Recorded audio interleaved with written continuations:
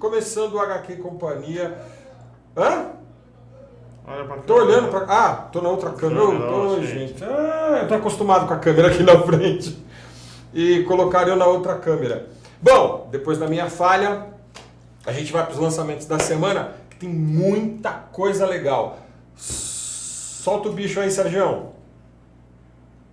Demolidor. Isso não tem nem o que falar, certo, Léo? Tem o que dizer desse negócio? Só tem que dizer que tá quase acabando, né? O volume 2 só falta o volume 3 pra fechar a coleção. Ó, compra. É só isso. Isso é genial, maravilhoso. Edição capa dura. Compra isso aí que isso... Isso vale a pena.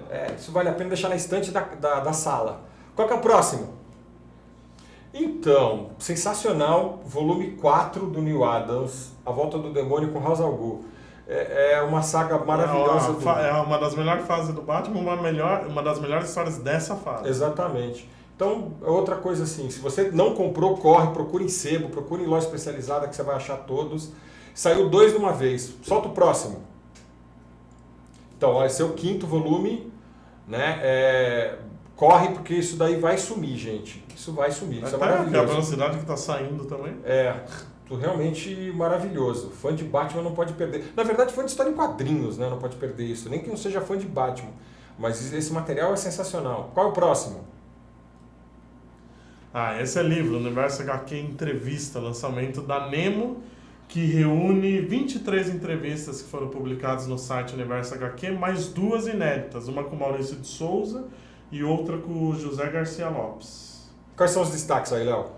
Mike Deodato, Will Eisner, John Byrne, Joey Kubert. Nossa Senhora. Mark Waid, Jim Starlin, Lourenço Mutarelli, tem de tudo. Não, fantástico. Essa tem de tudo. Fantástico, fantástico. Para você conhecer um pouco mais do mundo das histórias em quadrinhos. E é legal que é no mundo todo, né? Tem pessoal italiano, pessoal americano, pessoal nacional. Ótimo, ótimo. Qual que é o nosso próximo lançamento? Outro que sem comentários, né? Saga da Fênix Negra. A melhor. Claremont e Byrne. Desde sempre a melhor história dos X-Men. Claremont e Byrne, os dois juntos. Não tem o que dizer, né? Quer acrescentar alguma coisa aí? Eu quero, se alguém quiser me dar de presente, pode. Sensacional. Isso. Essa edição é capa dura. A única coisa que eu ressalto de ruim é esse tom rosa que ficou no fundo aí. Que é metalizado ainda. Que é metalizado. Devia ser vermelho, mas tudo bem, né? Nada pode ser perfeito. Qual que é o próximo? V de Vingança saindo agora uma edição de luxo. Agora em capa dura. Capa dura. Você tem que ter todas saindo quase todo ano, né? Mas é a primeira vez que é capa dura. Sensacional. Outra coisa sensacional, outra série maravilhosa. Bom, vai lá. Próximo. Segundo volume de Y, O Último Homem. Também capa dura. Capa dura também, agora saindo edições especiais, edição de colecionador. Né? Uma saga sensacional do Brian Vaughan, que retrata uma doença que acontece na humanidade e o único homem sobrevive, um planeta só de mulheres. O dilema desse cara, hein? Vida triste a dele, né? Tá sensacional, coisa chata. Se o cara tem cerveja e mulher, o que ele precisa mais da vida, né? Fazer o quê? Mas vamos pro próximo. Essa é a linha de cadernos da Jandaia com Star Wars. E é legal que tem tudo que é formato, né? Livro de anotação, caderno.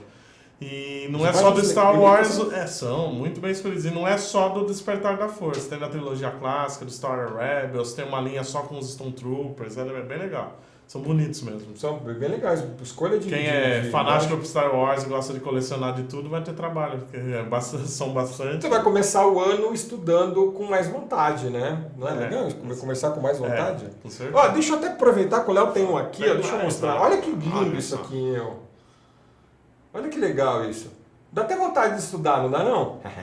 Aí a gente senta no cantinho e espera a vontade de passar. Ou abre um gibi no meio do caderno, como eu fazia na escola. Mas você não conta isso pra ninguém. Tem mais lançamento aí, Sérgio? Tem. Acabou? Acabou? Então a gente vai para as entrevistas. Isso. Então vamos para nossas entrevistas da semana. Mas sai daí, tem mais coisa. Depois das entrevistas a gente tem muito mais HQC para você. E o HQC agora volta com uma entrevista muito especial. Estamos aqui com Alex Mir. Tudo bom, isso Mas aí. ele é meu. Bom, o Alex Mir, para quem já conhece o HQcia de muito tempo, já é um companheiro velho do HQcia. E ele está com material novo, recém-lançado. Você lançou agora no FIC, né, Alex? Você não fique agora em novembro. Você lançou dois numa vez São no dois FIC. lançamentos, foi o Orixás, o Dia do Silêncio, e o Valkyrie, a Fonte da Juventude. E você volta com o Orixás. Como é que foi a receptividade do primeiro Orixá? Foi legal para você, ou foi você está insistindo no Orixás? A receptividade do primeiro Orixás foi muito boa. Na verdade, até hoje, a gente vende muito em eventos, o pessoal fala, o pessoal procura. Você tem que edição já do Orixás? O Orixás não, esse é o segundo que a gente lançou agora. Teve Não, só o não, primeiro. prensagem. Quantas prensagens você já A tem? mensagem foi só uma. Só uma? Só uma, isso. Foi uma tiragem só, que foi pelo PROAC, né? Tá. Então foi uma tiragem só, foram 3 mil exemplares. se não me Nossa, engano. bastante. Tá Bastante. acabando, tá. Ele tá acabando mesmo, tá quase esgotando já. Que legal isso. E esse primeiro volume saiu pela Nobel, pelo selo Marco Zero, Tá. né? E esse agora a gente está fazendo independente. Isso independente. Isso. Os mesmos parceiros? Mesmas pessoas, eu, Caio Majado e a Marvinhona. Vamos nessa aí de novo. Eu tô vindo aqui pela primeira vez, achei muito legal. É o Dia do Silêncio, né? E tem até Iemanjá aqui, né? Também. Conta um pouquinho dessa história. Então, na verdade, o Dia do Silêncio são 3 histórias, né? Porque essas histórias, na verdade, elas são pré-orixás do Orum Awaiê. Tá. Porque, como foi feito? Foram histórias publicadas numa revista que chamava Orixás, que era da editora Minuano. Então, foram 3 histórias publicadas, né? Foram 3 adaptações, elas não têm nada a ver uma com a outra. Uma foi Ogum, de Rei a Orixá, né, que agora nós reformulamos ela e ficou o Dia do Silêncio, que foi a história principal, mudamos o nome. A Iemanjá e a Criação das Ondas, que conta, uma historinha curta de 5 páginas que conta como foi que as ondas do mar foram criadas, né, Que legal. elas surgiram. Muito legal. E depois tem a primeira versão da separação do céu e da terra, que é no Orixás do Orum Awaiê, que a gente conta lá como foi toda a saga dos orixás, desde a criação deles até a criação do homem e depois a separação do céu e da terra. Pelas lendas, o céu e a terra eram juntos, então os orixás andavam pela terra e os seres humanos andavam pelo céu. Então nós fizemos essa primeira versão para a revista, na época, para existir Orixás há Minuano, e para fazer, colocar na Orixás do Orum Awaiê, nós mudamos muitas coisas, então mudamos para redesenhar algumas páginas, fizemos textos, tiramos alguns personagens. Então essa história que está aí é uma primeira versão, até mesmo curiosidade para colocar na cronologia, né? Você teve que fazer algum estudo da religião, né, espírita, para você poder criar? Tive, até hoje. Né? Na verdade, assim, eu costumo dizer que o meu foco não é a religião. Sim. Né? É que você falou isso da outra vez que você veio. Porque o seu foco realmente é a cultura afro, né? Cultura afro, porque ela é muito rica, Sim, né? Ela é muito. muito interessante. Então, o meu foco realmente são as lendas. Conhecer, adaptar e tornar isso disponível para o grande público, né? Porque as pessoas não conhecem. Mas a isso é cultura bom ele brasileira. falar, porque Exatamente. para quem nunca viu como Exatamente. tipo, a primeira coisa que eu pensei assim É o na foco religião. religioso. Não, É. não, na verdade não. São as lendas. Agora, só que tem uma coisa, você também não tem como desvincular as duas coisas. Aham. Né? Então, acaba sempre levando um pouquinho para o lado religioso. Não tem jeito, você está falando de Deus, Sim. você está falando de orixás. Né? Você está mexendo com uma cultura e com uma religião. Então, de certa forma, você tem que saber um pouco para não falar nada errado. Claro, você tem que estudar sim. Né? Uhum. Então, eu procuro livros, eu tenho alguns livros que eu tenho lá de cabeceira mesmo, quando que tratam do assunto, livros muito bons. Né? E vou buscar algumas coisinhas a mais também. Às vezes tem que conversar com uma outra pessoa, né, que já conhecem a coisa da religião mesmo, em relação à religião e às lendas. Então, é um trabalho que realmente assim, você não pode ficar só na leitura. Você tem que ir no algo a mais. Porque senão você acaba... Valquírias. Valquírias eu lembro, sensacional. E aí, diz um pouco de Valquírias. Tá. Bom, Valkyria, ela está sendo publicada agora pela editora Draco. Tá. Né? A Valkyria, esse primeiro volume, ele é uma compilação do que foi publicado na Tempestade Cerebral, na Lorde Cramos, e tem uma história que está sendo publicada, que foi publicada no site do Petisco. Né? Então são 3 histórias. A história principal é a Fonte da Juventude, é uma seguida da outra. Tem uma participação bem especial aí, que na verdade a Valkyria é a cocriação minha e do Alex Chenaro. Só que tem uma participação aí do Laudo e do Omar Vignoli, né? Eles desenham uma história. Por que será que é não estranho isso? Então eles estão lá no meio. Foi uma história que a gente publicou na revista Lord Cramo, se não me falha a memória, número 4. Nós pegamos, demos uma reformulada aí nas histórias, texto, volumes, tudo. E a Draco fez um trabalho bem legal assim, nisso aí. Gente, eu vou interromper o Alex só um pouquinho, só para falar, né, do nosso, fazer um jabazinho. O Alex, lamentavelmente, ele não toma cerveja. Então eu vou ser obrigado a tomar uma Admas sozinho. Sozinho. Chato isso. Porque eu também não tô bebendo. A Cíntia tá... Desculpa, quer de cervejas especiais, mas eu tô numa dieta, ó, pesada. Então, assim, eu tô com uma cerveja inglesa, sensacional, uma IPA inglesa, extremamente maltada, super saborosa. Eu vou ser obrigado a ter que degustar isso sozinho. Então, desculpa, Alex, mas, né? Fazer o quê, né? Mas você teve um hiato grande aí, né? Desde a última vez que a gente conversou no programa para agora, você tem um espaço grande sem produção. Na verdade, eu tive lá o Mistério da Mula Sem Cabeça em 2010, depois o Orixás do Mal aí em 2011. Aí nós fizemos, eu e o Alex Chenaro, que fizemos a Valkyria, nós fizemos a adaptação do A Mão e a Luva, do Machado de Assis. Isso eu não fiquei sabendo. Saiu em 2012, se não me falha a memória. Tá. Aí eu tive também participações em várias coletâneas, inclusive Imaginários em Quadrinhos da editora Draco também. Tá. Ano passado saiu pela editora Estronho, Muiraquitã e a Fúria do Anhangá, que conta uma história pré-descobrimento do Brasil, né, de uma tribo indígena que acaba encontrando um amuleto. Você tem essa ligação Eu gosto. com o indígena, com a cultura afro-indígena, e você puxa um pouco para Mas isso? isso é muito mitologia. bom, porque são poucas histórias assim que você vê É aqui. pouco explorado. Na verdade, é mitologia indígena. Não só a mitologia indígena, mas eu acho que mais a africana é muito pouco explorada. E que é muito A indígena rica, também, e é muito legal tratar e falar sobre isso. É muito legal. Assim, e esse foi meu último lançamento, né? Esse ano aqui eu tô acabei de lançar o Valkyria e o Orixás, né? Então, na verdade, não é que teve um hiato, né? Todo ano, pelo menos, estou lançando alguma coisa. Tá. Eu perdi algumas coisas que você lançou, eu acabei me perdendo aí, fiquei fora do tempo e não consegui ver. E a sua produção, eu lembro que você tinha um projeto, uma vez, sim, a gente estava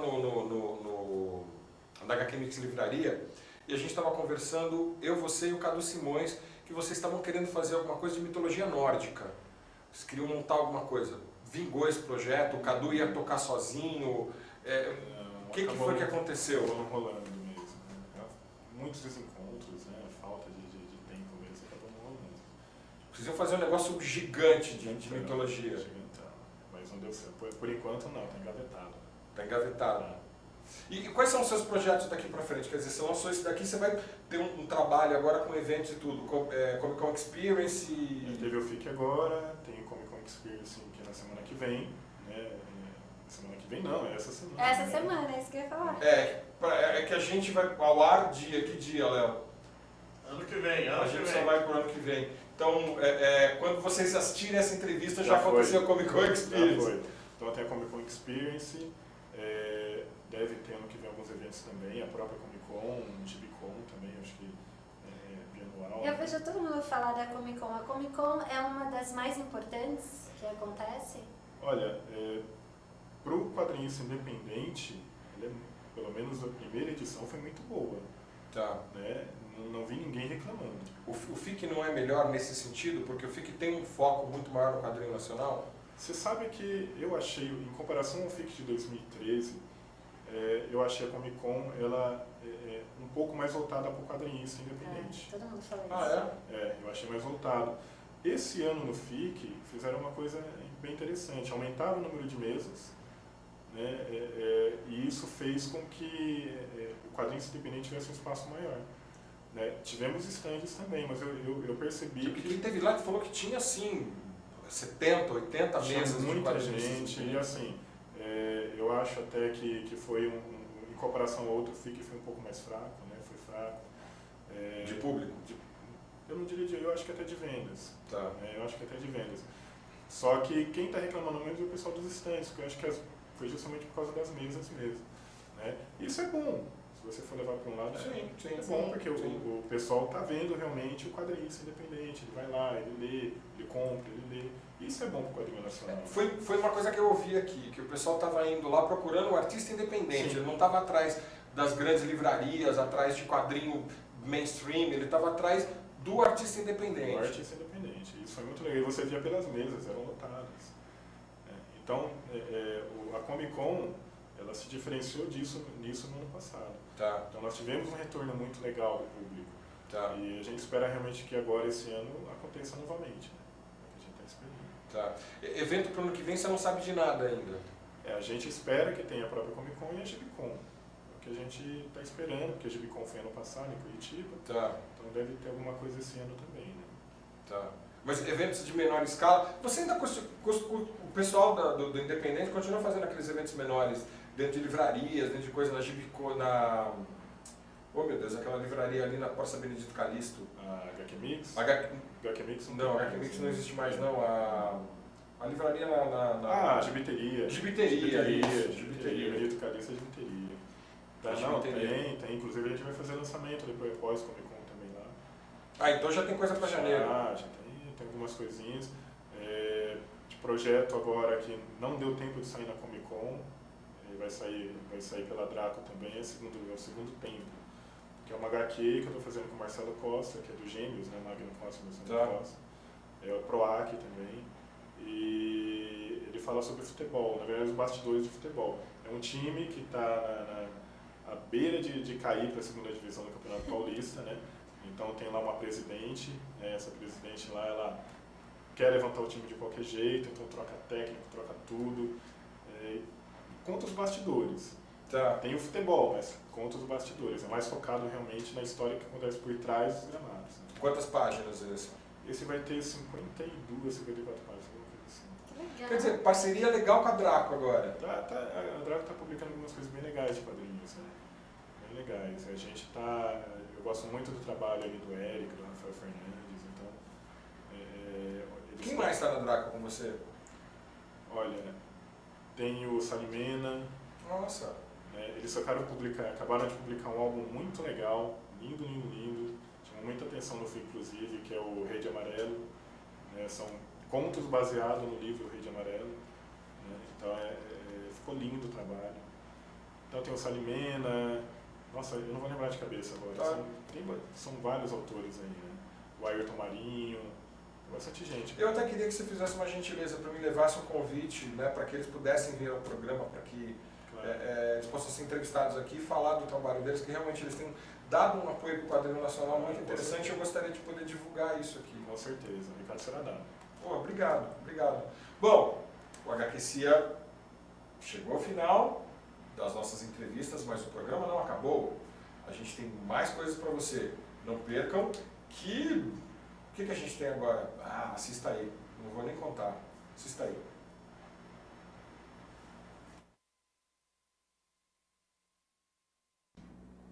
Olá! Começando o nosso primeiro do que você sente saudade do ano e a gente já começa atendendo um pedido de um dos nossos espectadores. O Marv Comics. Marv, você não se identificou de outra maneira, então seu nome aqui pra gente vai ser o Marv Comics. Você pediu que a gente fizesse uma matéria sobre os visionários, os Cavaleiros da Luz Mágica. Então, para você, lá vai Os Cavaleiros da Luz Mágica. Presta atenção aí na abertura. It is a time when magic is more powerful than science, and only those who control the magic control destiny. They are the visionaries. Knights of the magical light. Visionaries, magical powers they fight. Powers of light which reach skill and speed. Powers of greatest authority. Visionaries, knights of the magical light. Os Cavaleiros da Luz Mágica foram criados por causa de uma linha de brinquedos. Era uma coisa muito comum isso na época, né? A Hasbro fez muito disso. Ela produzia uma linha de brinquedos e acabava fazendo uma animação para divulgar esses personagens e vender mais nas lojas. O roteiro do desenho não era uma coisa muito complicada. Era um mundo onde tinha sido banido a tecnologia e a magia imperava. Eles tinham um grande mago, que era o Merlin, uma semelhança com Merlin, e ele assim, criava alguns jogos de corrida, né? Você tinha que entrar numa corrida e a pessoa que ganhasse ganhava um poder especial. É óbvio que aí existia sempre os bonzinhos e os maus, né? E esses personagens disputavam essas corridas e eles tinham alguns poderes. Esses poderes davam acesso a coisas como a identidade de um animal, por exemplo, né? Os personagens eram os Cavaleiros Espectrais e os Lordes da Escuridão. Os Cavaleiros Espectrais eram o Leric, podia se transformar num leão e tinha o dom da sabedoria. O Hectar, que podia se transformar em uma raposa e tinha o dom da proteção. Sirotec, que podia se transformar em um urso e tinha o dom da força. Eurykik, ele podia se transformar em um leopardo e tinha o dom da velocidade. Arzon podia se transformar em uma águia e tinha o dom do conhecimento. Fury podia se transformar em um lobo e tinha o dom do fogo. Galadria podia se transformar em um golfinho e tinha o dom da cura. Os vilões, os Lordes da Escuridão, eram o Darkstone, que podia se transformar num molúsculo e tinha o dom da podridão. Kravix transformava-se numa espécie de dinossauro e tinha o dom do medo. Modred transformava-se em um besouro e tinha o dom do voo. Sidrar transformava-se em um gorila e tinha o dom da destruição. Rickon transformava-se num lagarto e tinha o dom de extrair a magia.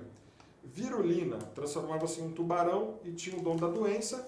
E por último, nós tínhamos o Lennox, que se transformava num tatu e tinha o dom da invulnerabilidade. Foi um desenho que não teve lá uma grande longevidade, não conseguiu uma segunda temporada e foi exibido aqui no Brasil no programa da Xuxa, né? no programa da Xuxa na TV Globo. Foi um programa de curta duração, mas tem sua legião de fãs. Então, atendendo aí o nosso amigo Marvel Comics, eu peço a vocês que nos mandem também as suas sugestões, como ele o fez, e a gente volta daqui 2 semanas com mais do que você sente saudade. Tchau! Pessoal da... Não, volta. Volta, Sérgio, desculpa. Ele falou já e não ligou? Você tem que olhar para a câmera, não para o retorno. Pessoal da HQC, hoje a gente está com uma presença aqui muito especial. A gente está com o Guti Mendonça, ele é escritor e ele escreveu A Diferença que Fiz. César, tudo bom? Tudo bem. Vamos falar do nosso autor. É uma coisa inusitada na HQC, a gente trazer um autor de livros. Mas eu vou explicar para vocês por que disso. Há uma nova geração vindo aí de autores que estão fazendo um trabalho sensacional de literatura brasileira. E uma das coisas que a HQC se dispõe a fazer é justamente isso, é mostrar novos autores.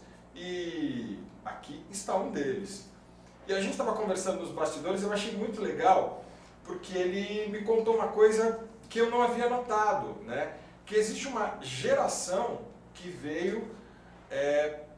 Harry Potter, assim, Harry Potter foi o grande vínculo de ligação com a literatura. Agora eu quero que você conte um pouco disso. Você aprendeu a gostar de ler mais, né, que você já era um leitor, mas você aprendeu a gostar de ler mais com Harry Potter. Oi, tudo bom? Oi, Obrigado tudo bem? pelo convite. Prazer. Prazer. Então, realmente meu primeiro contato, assim, que eu gostei mesmo de ler, foi o Harry Potter. Porque até então... Eu também. Porque até então eu só lia os livros do colégio, né? E era aquela coisa meio obrigada. E até estava contando nos bastidores que eu acho que eu não tinha maturidade suficiente para ler aquele estilo de livro. Era uma O que você lia que você achava que você não tinha maturidade? Você lembra de alguma coisa? Eram os livros exigidos pelo vestibular, Na né? escola, Eu lia Machado de Assis, eu lia... Mundo de Sofia, você chegou a ler também? Então, eu li o Mundo de Sofia. Inclusive, o Mundo de Sofia é curioso, porque quando eu li adolescente, eu odiei o livro. E depois que eu li o livro, depois eu achei ele jogado lá em casa, eu li e falei assim, nossa, eu odiava esse livro. E quando eu peguei pra ler, eu falei assim, nossa, que legal. Sério? Então eu vou ler ele de novo, porque eu li ele na época de adolescente, eu odiava esse livro. Foi a mesma coisa comigo. Eu li assim e falei assim, nossa, meu Deus, como que alguém pode ler um livro desse? E depois eu fui e comecei a ler e falei assim, nossa, que interessante e tal. Aí eu comecei a ler e falei assim, pô, que diferente. Então eu acho que muitos livros, principalmente moleque, né? Menina, não sei, talvez não, mas o moleque não tem, acho que a maturidade para ler os livros que são exigidos, assim. Eu li a Otene, eu li a Lucila, eu li um monte de livros assim, eu falava, meu Deus, que coisa chata, assim. Mas não, O José de Alencar é chato. Ele é chato. Depende, Não, mas ele é tem chato. os livros Não sou eu que dele, tô falando. tem Não, os ele é livros dele chato. muito bons. Ele realmente é chato. O período literário a qual ele pertence era uma coisa muito de sofrimento, porque a escola literária dele realmente é essa, aquela coisa do sofrimento, do super-herói que sofre e tudo. Já o Machado, que é da mesma época, mas já de uma outra escola literária, é uma pancada totalmente diferente. Os personagens dele são muito mais pesados, muito mais densos, né? E os dois do mesmo ano, até eram muito próximos, assim. E tinham estilos totalmente diferentes. Então, aí o Harry Potter, eu lembro até hoje, eu tava na 5ª série, assim, aí eu ganhei o livro. Aí eu fui Ele ler. tava na 5ª série. É, isso. Quantos anos você tem? Eu tenho 28 agora. Tá. Eu tava na 5ª série, eu peguei Harry Potter, assim, aí eu comecei a ler e falei, opa, peraí. Que isso É aqui? legal isso. Isso aqui é diferente, cara, deixa eu ver isso aqui. Eu comecei a ler, né? Aí eu li, terminei o livro, falei, nossa, legal. Aí na época já tinha o segundo. Eu falei assim, mãe, quero o segundo livro. Eu peguei o segundo livro e comecei a gostar. E aí quando eu terminei o segundo já não tinha mais o terceiro. Aí já começou tinha aquela que coisa de ficar esperar. expectativa. Aí foi quando eu comecei a ler, porque não tinha mais Harry Potter pra ler. Aí eu comecei a ler outros livros. Aí um dos primeiros livros que eu comecei a ler por vontade assim foi Pode contar, você leu aquele do vampiro lá, o famoso lá, esqueci o nome agora, Crepúsculo. Não. Ah, pode contar, todo homem fala que não leu esse livro, mas tem certeza que leu. Eu li pra criticar, mas não... Tá vendo como leu? Mas eu li só o primeiro, foi só pra criticar, porque... O que você achou? Eu não gostei muito. Não? Não fui muito fã, não.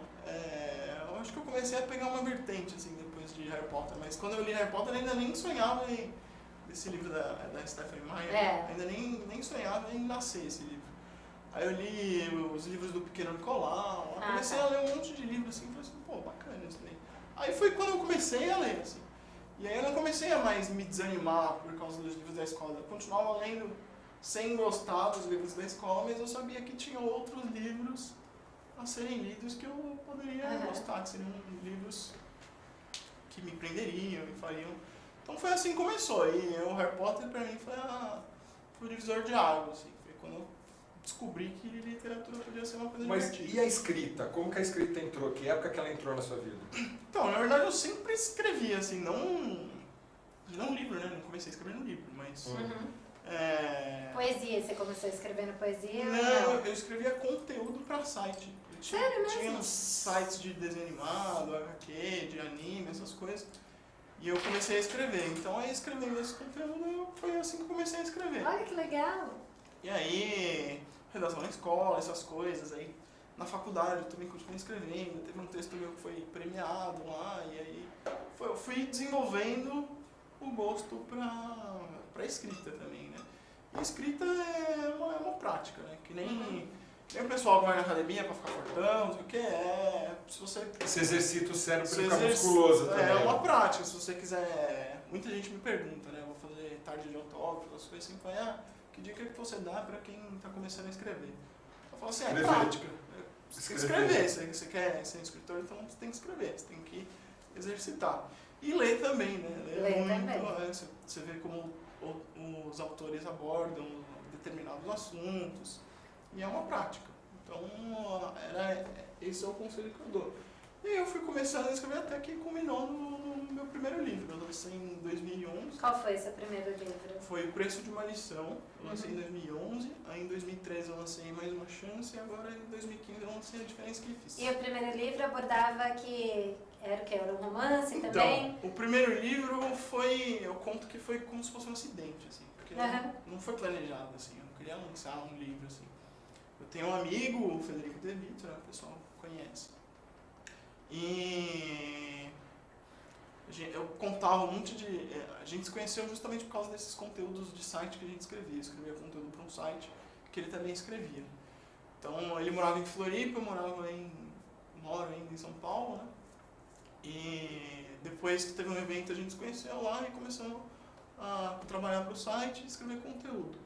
E aí a gente ficou amigo, né? E ele me contava as coisas que aconteciam com ele, eu contava as coisas que aconteciam com ele, até que o Federico começou a fazer piada, né? Eu contava as coisas pra ele, aí ele pegava tudo que eu tinha escrito e romanticizava, assim. Aí mandava de novo, assim, exagerando tudo. E aí a gente começou a ter um histórico. E o Federico, ele...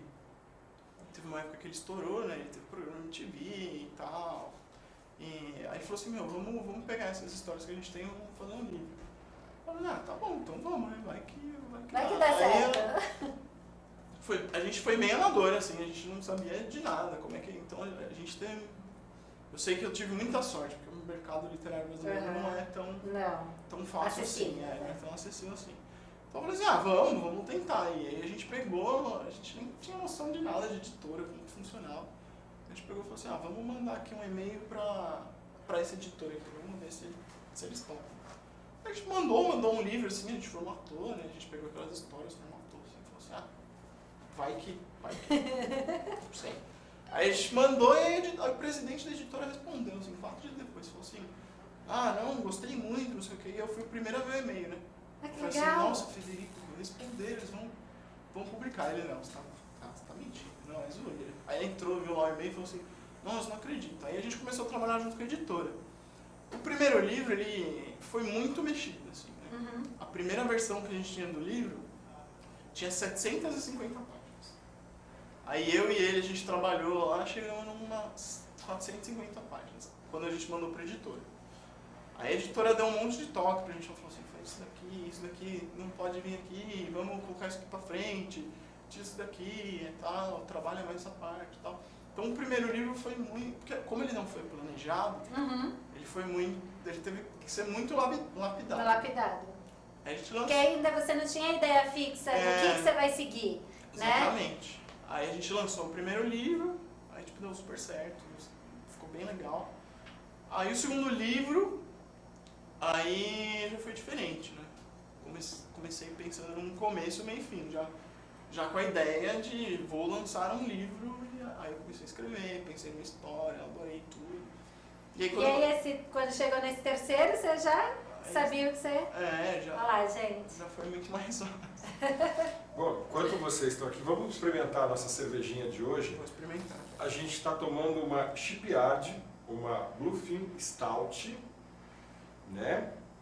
Vamos ver o que o nosso convidado acha, né? Isso aqui é um oferecimento da nossa Get Cervejas Especiais. Vamos ver o que você acha de um Stout bem... o aroma disso aqui é sensacional. Muito bom. Eu vou tomar minha água. Vou sair aqui mais alegre do que cheguei. Com certeza. Essa daqui puxa um pouquinho mais pro café. Ela tem um saborzinho mais puxado pro café. Quem não entende, não é que ela tem café na composição. Ela tem o malte usado, tem um sabor mais puxado pro café. Olha, sensacional. Realmente. E aí, então, Guti, fala um pouco do livro A Diferença que Fiz. Por que A Diferença que Fiz?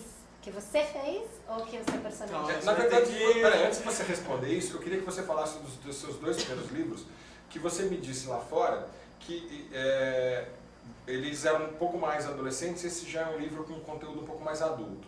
Tanto é que você falou que o seu público dos 2 primeiros livros eram mais mulheres do que homens, né? Porque a mulher tem mais essa pegada a pessoa que a mulher lê mais, né, do que o homem, né? A mulher é muito mais do que o homem. O homem acaba, o que a gente até estava discutindo isso, videogames e tudo. Não, é que o homem acaba achando... Meu marido é viciado, ele lê 3 livros por mês. Sim, mas ele é uma pessoa fora da curva. Ele é bem fora da curva. Ele é muito viciado. Então, se eu levo esse livro, pode ser qualquer livro que eu leve, ele lê. Qualquer livro. Ele adora ler. Como você também adora. Eu também adoro. Então, fala um pouquinho desses 2 primeiros livros antes de você chegar nesse. Que você falou que eles tinham uma pegada um pouco mais adolescente e esse já é mais adulto. Então, o primeiro livro, ele realmente é um público bem adolescente. Quando a gente lançou esse livro, eu e o Federico, meu amigo, a gente era novo. E como eu falei, foram essas histórias que a gente tinha, foi trocando e moldou para ser a história de um livro. Então tem muita coisa pessoal, assim, e é bem voltado para o público adolescente, assim. Ah, eu ia adorar, eu adoro livro adolescente. Assim, de uns 13 a 15 anos, assim. Então ele é um romance, conta a história de um garoto lá, ele é apaixonado por uma menina e tal. É uma coisa bem água com açúcar, assim. Aí o segundo livro já evolui um pouco a escrita, né? Ainda é adolescente, mas ele já pega um público quase pro jovem adulto, assim. Ele fala de banda, a história de uma banda que eles estouraram, ficaram super mega famosos, estavam numa turnê há 4 anos sem voltar pra casa. Todos estavam super desgastados e o vocalista lá era um super mulherengo. E a irmã do vocalista também fazia parte da banda e tal, e eles viviam discutindo por essa questão do irmão ser um super mulherengo. E aí o livro começa no final do show da turnê, né? Que eles estão acabando essa turnê de 4 anos e eles querem voltar pra casa. E aí numa discussão, ele com a irmã dele, ele tem uma com a irmã que ele vai pegar uma daquelas fãzinhas que tem aqueles cartazes de casa comigo, pelo amor de Deus, vai casar com uma daquelas meninas. Ele falou assim, não, tá bom, você quer casar, então vamos casar. E aí ele escolhe uma menina e volta para uma cidade do interior, onde eles se isolam de tudo e tal. E a história inteira se passa nesse romance, e também tem os outros integrantes da banda, cada um tem uma história, as histórias andam em paralelo e se cruzam em vários momentos. E esse livro, a diferença que fiz já é um pouco mais adulto. Ele conta a história do Arthur, é o protagonista do livro, que ele é um menino que nunca perdoou o pai, porque o pai ele é médico e o pai cuidava da mãe dele. Porque a mãe dele foi diagnosticada, né, com uma doença, e o pai cuidava da mãe dele, só que não conseguiu salvar a mãe dele. Então ele culpa o pai e eles têm uma relação extremamente desgastada. E em virtude disso, o Arthur é uma pessoa super rebelde, sai de casa, se envolve com um monte de mau elemento. E o livro começa quando ele rouba o carro do pai, ele é menor de idade, né? E ele atropela uma pessoa. Uau. E aí essa é a gota d'água pro pai dele, e aí o pai dele expulsa ele de casa. E aí o Arthur não tem pra onde ir. E o pai dele é médico, dono de hospital e tal. E aí o Arthur, tem a ajuda de um dos amigos do pai dele, e vai morar num hospital. Só que ele se passa por um paciente. Esse amigo do pai dele... Nossa, que interessante. Esse amigo do pai dele ajuda ele a se passar por um paciente. Ele não está doente nem nada, mas ele se passa por um paciente. Então a história inteira se passa no hospital e tal. E ele vai tendo contato com um monte de pessoas que não fazem parte da realidade dele. Porque ele é uma bon vivant, o pai dele é super rico e tal, ele tem uma vida... E aí o pai dele corta tudo isso, né? Corta o telefone, corta o cartão de crédito e nada, e põe o filho pra rua. E aí ele começa a ter contato com essa outra realidade, ele vai para uma instituição de crianças carentes, né? Uhum. Então aí ele tem contato com um monte de criança. Mas ele é extremamente rebelde, assim. Todo mundo que começa a ler o livro, eu recebo um monte de mensagem, nossa, por que você não... Espero que você mate o Arthur no final, eu odeio ele. Ele é um cretino. Não, odeiam ele, assim, porque Depois eu vou ler e eu vou te falar, então. Você me fala. E aí a história inteira se baseia nessa expectativa de será que ele vai mudar, será que ele vai acabar mudando as pessoas, e a relação dele com o pai, como é que vai ser, eles vão se entender, não vão se entender, o Arthur tá perdido, não tá perdido. E aí tem várias coisas no livro que você realmente duvida se uma pessoa que chega ao nível de fazer as coisas que ele faz, consegue. Deixa eu te fazer uma pergunta. Quando você está escrevendo, você se perde na ideia? Assim, por exemplo, você está escrevendo e de repente você, pum, deu aquele branco, assim, tipo, se perdeu na história? Ou não? Não, comigo é exatamente o contrário.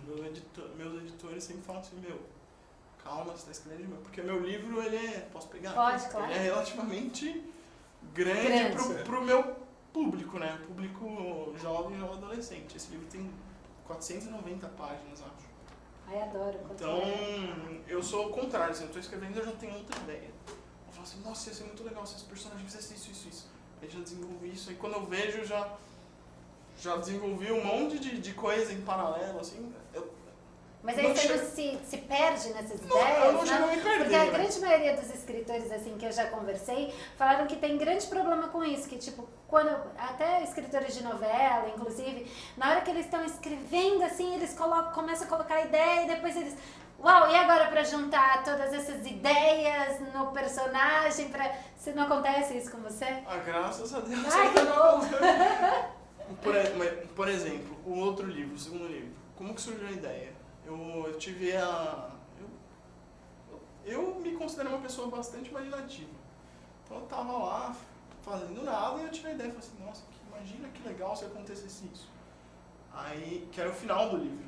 Aí eu falei assim, mas para acontecer isso, o que teria que acontecer? Aí eu parti do final, pensando em toda uma situação que conseguisse... é muito mais difícil fazer isso que você faz do que você... Aí eu fui pensando em toda uma situação para chegar naquele ponto. Então eu fiz o livro inteiro pensando em como eles poderiam chegar nesse ponto. Por exemplo, no segundo livro também, eu comentei aqui que tinha um irmão que brigava sempre com a irmã. Eu comecei a escrever assim e no começo os dois não eram irmãos. E aí eu pensei assim, poxa, parece que essa personagem tá com ciúme do protagonista. E não é verdade, não é isso que eu quero passar. Como que eu vou resolver isso?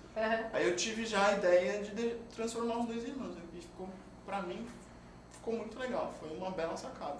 E aí, então, no fato deles serem irmãos, eu já tive mais um monte de ideia. A família podia ter brigado por causa disso. Então, nisso que eu vou desenvolvendo. Assim. Entendi.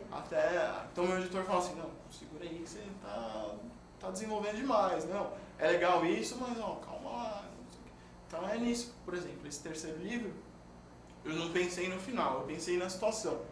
Eu pensei numa situação, imagina que legal, o cara morando no hospital e ele não era doente, aí eu comecei a pensar, mas por que ele ia estar no hospital se ele não era doente? O que ele ia estar? Aí eu começo a pensar na situação pra habituar o personagem e tal, aí minha mente vai longe. Vai longe. Lançamento, você tem alguma coisa planejada? Você tem um site, Facebook, o que você puder passar? Eu tenho Facebook, é Gutti com 2 T's, né? GUTTI21, meu Facebook. Meu Twitter e todas as minhas outras redes sociais, Snapchat, Instagram, é GUTTI_21. São todas as minhas redes sociais. E o livro saiu quando? O livro saiu em setembro. Novinho, fresquinho. Não, saiu em outubro. Outubro. Você tem algum lançamento, alguma coisa planejada para ele ou não? Então, eu fiz alguns lançamentos agora e as livrarias, elas, nesse período de Natal e começo de ano, eles fecham. Mas eu tô planejando, a editora está planejando para quando voltar as agendas da livraria, fazer os lançamentos em BH, Goiânia. Mas aí na tua página vai ter tudo isso? Vai ter tudo isso. Pô, gente, então tá aí, acompanhe na página dele, né? Vamos acompanhar, Gucci com 2 T's, _21. Isso. É isso aí? É isso aí. Gente, obrigado pela participação, espero que você tenha gostado da cerveja. Gostei. E a gente volta com mais aqui companhia. Não perde, tem mais coisa legal vindo aí. Então, cara, vocês viram essas entrevistas que foram super legais. Eu achei interessante a entrevista do Gucci. Um rapaz super novo, né, com um talento sensacional para escrever. Você vê que coisa. E a gente fala que hoje o jovem brasileiro lê muito pouco. Aí você vê um garoto desse aí, 20 e poucos anos, despontando, fazendo sucesso. Isso dá uma certa esperança na gente aí pro futuro. Né? Não é isso, Léo? O que a gente tem? A gente começa com as notícias da semana com coisa triste, né? Em dose dupla, né? Terrível, realmente. No último domingo, dia 10, faleceu David Bowie. E a gente falou dele a semana... Foi o aniversário dele na sexta-feira, né? 69 anos, estava combatendo um câncer que ninguém estava sabendo, né? Sempre foi bem secretivo, né? E aí, um bom exemplo que eu ia falar, né? Todo mundo conhece ele pelas músicas, mas ele fez bastante filme legal também, né? O Labirinto, Fome de Viver, Furiô. Fez Boa Noite, Mr. Lawrence, né? Que é o Merry Furio, Christmas, Mr. Lawrence. que é o Furio aqui, né? É. O Grande Truque, ele fez bastante filme legal e ele faleceu acabando de lançar um álbum novo. E dizem que ele recebeu a notícia já que estava terminal, mas ele achou que ia ter tempo de ainda fazer mais um álbum antes de ir, além desse que lançou. Realmente é uma grande pena, uma perda enorme, não só para o cinema, para a música, para tudo, o camaleão do rock and roll nos abandonando. Influenciou todo mundo, né? E ontem, com a mesma idade, pelo mesmo motivo, né? Coincidentemente, o ator Alan Rickman, que ficou famoso como o professor Snape do Harry Potter, mas que despontou a primeira vez mesmo como o vilão Hans Gruber no primeiro Duro de Matar. Exatamente. E fez muito filme nerd, né? Dogma, O Guia do Mochileiro das Galáxias, Robin Hood, O Príncipe dos Ladrões. Fez bastante coisa legal. Era um ótimo ator também. Olha aí no Dogma. Era um grande ator, sempre com aquele jeito sério dele, né? Exatamente. Como todo bom inglês, né? Como todo bom inglês, é verdade. Mesmo fazendo comédia, tá sério. Exatamente. Mas vamos falar de coisa boa um pouco, vai. Vamos lá. Deixar as tristezas pra lá. Star Wars, pra variar um pouco, né? Que se fala tão pouco de Star Wars. Já é a segunda vez nada, hoje. Né? Quase nada. O piloto Poe Dameron, que surgiu agora no Despertar da Força, vai ganhar uma revista mensal pela Marvel em abril, contando o que ele fazia antes do filme, né? Tá. Então vai ser roteiro do Charles Soule e arte de Phil Noto. Esse roteirista eu não conheço. Ele anda fazendo bastante coisa. Ele já trabalhou com Star Wars, já na Marvel, agora nesse retorno. Ele andou escrevendo O Monstro do Pântano, outras coisas. O nome não é conhecido, não. Ele veio da Vertigo, na verdade, em quadrinho autoral, e agora ele tá despontando mais na Marvel e na DC. E falando em DC, a última notícia é justamente sobre ela. O dia 21 agora estreou Legends of Tomorrow, né? A série nova derivada de Arrow e Flash. Imagina se eu não tô desesperado pra ver isso. Como se não bastasse 8 protagonistas, a série vai ter algumas participações especiais. Que são todas ruins, né? No 11º episódio vai ter o Jonah Hex. Claro, né? Uma série sobre viagem no tempo na DC, você visita o Velho Oeste, é impossível não cruzar o caminho de Jonah Hex. Repetiu o que já aconteceu no desenho da Liga da Justiça, né? Ele apareceu lá e antes no desenho do Batman também. Fora aquele filme que o pessoal prefere esquecer, né? Então, vamos pular essa parte. Agora vamos ver quem vai interpretar ele no Legends of Tomorrow, que não foi divulgado ainda. Então, acho que Legends of Tomorrow vai ser... eu acredito que seja a série mais esperada hoje para o público nerd. E você sabe que os planos são de, a cada temporada, mudar a formação do grupo. Então, na segunda temporada já estão dizendo que pode ter o Constantine, depois que ele já participou do Arrow, e a Vixen, que agora foi renovado para uma segunda temporada em animação, vai aparecer essa temporada no Arrow, aí tem planos de ou ela ganha a série dela, ou ela vai pro Legends of Tomorrow. Mas e a história da Liga da Justiça Dark? Como é que ficou a história? Tá no cinema, ainda tem o Del Toro, pra variar, largou, né? Como ele larga quase tudo que ele entra. Eu gosto muito dele, mas é um cara que não dá pra confiar. É verdade. Ia fazer Tarzan, ia fazer Frankenstein, ia fazer Nas Montanhas da Loucura, ia fazer o Hobbit, ia fazer Halo, ia fazer tudo. Ia fazer a série do Hulk. Ele vai fazer tudo. De repente ele cai fora. Dá pra confiar. Por quê? Ele pula fora de projeto por quê? Porque ele arrumou outro projeto? Eu acho que demora muito. O Hobbit foi um que até entendo ele, porque demorou demais, ele perdeu trabalhos por causa disso, ele chegou até a reescrever o roteiro, né? Trouxe o Mark Mignola para fazer os designs. Que é o grande amigo dele. Mas eu acho que ele quer abraçar o mundo e não consegue, né? Uma coisa é ser, eu vou fazer, sei lá, vou fazer o Círculo de Fogo, então eu vou largar tal. Não, mas eu vou fazer o Círculo de Fogo, então eu vou largar 10 projetos. Não, né? Não é assim também. O Círculo de Fogo também tá na... já desistiram da continuação de novo, né? Cada 15 dias eles confirmam e desistem, Terrível isso, terrível. Essa foi a última notícia? Foi, acabou o programa, então? Olha só. Bom, o que é sempre bom, dura pouco. Então, gente, super obrigado, um grande final de semana para vocês. E eu espero que vocês continuem nos assistindo, acompanhando a gente nas nossas redes sociais, no nosso Facebook com www.facebook.com/programa HQcia. Fiquem de olho que em breve vai ter promoção nova por lá. Sim, a gente sempre está ajeitando alguma coisa legal para você. Você que acompanha os nossos lançamentos vão todos para o nosso Instagram. Então, você perdeu o lançamento, quer ver alguma coisa a mais? Nosso Instagram tá lá, @hquecia. Procura a gente também no Instagram que você vai achar a gente. E no Twitter, siga-nos no Twitter também, que é @hquecia. Você vai achar os nossos posts, Instagram, tudo que a gente posta vai passar pelo Twitter. Então, procura a gente nas redes sociais que você vai encontrar. Gente, um super obrigado, um grande final de semana para vocês. Obrigado, Léo, pela ajuda de hoje. E obrigado, Cíntia. Um beijo para vocês. E semana que vem a gente está de volta com mais HQ Companhia.